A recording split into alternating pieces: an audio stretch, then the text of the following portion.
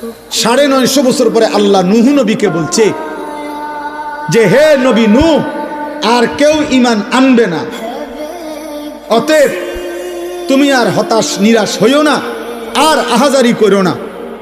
তুমি এবার তোমার অনুসারীদেরকে নিয়ে তুমি বাহনে উঠো, আমি বাকিদেরকে তুফান দিয়ে শেষ করে দেব।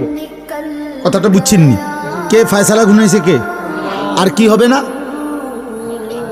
আর কেউ ওয়াউহিয়া ইলা নূহিন আন্নাহু লান ইউমিনা ইল্লা মান ক্বাদ আমানা। আর হবে না।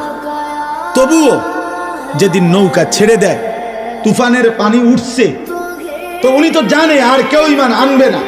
খোদার কসম কোরআনে লিখছে, কোরআনে আল্লাহ বলছে, তবুও তিনি ওনার সন্তান, এক বাবা তার সন্তান কেনানকে ওই সময়ও আবার বলছে ইয়া বুনাইয়ার কাম মানা ওয়ালা তাকুম মাআল কাফিরিন। বাপ আমি জানি রে বাপ, আল্লাহর আযাব তুফান শুরু হয়ে গেছে। আমার আল্লাহ তো ওহী নাজিল করে ফেলেছে বাপ, আর কাউকে ঈমান দিবে না মালিক তো শুনায় দিছে রে বাপ। কিন্তু হে আমার ছেলে, আমি বাপ হয়ে আমি তো এখনো মানতে পারছি না আমার সন্তান কেমনে জাহান্নামের আগুনে জ্বলবি। এজন্য আয় না বাপ, শেষবারের মতো বলছি, ইয়া বুনাইয়ার কাম মানা, হে আমার প্রিয় সন্তান আমাদের সাথে উঠে পড়ো।